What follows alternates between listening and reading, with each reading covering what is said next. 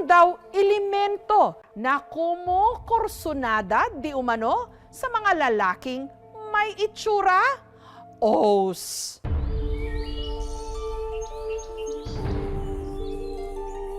Nagtataas ang limestone formations. Mayayabong na mga puno at kalmadong tubig.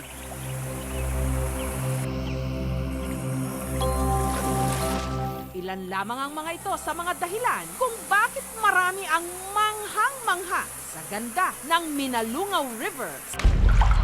Pero ang ganda ng ilog, di umano, nababalot din ng misteryo.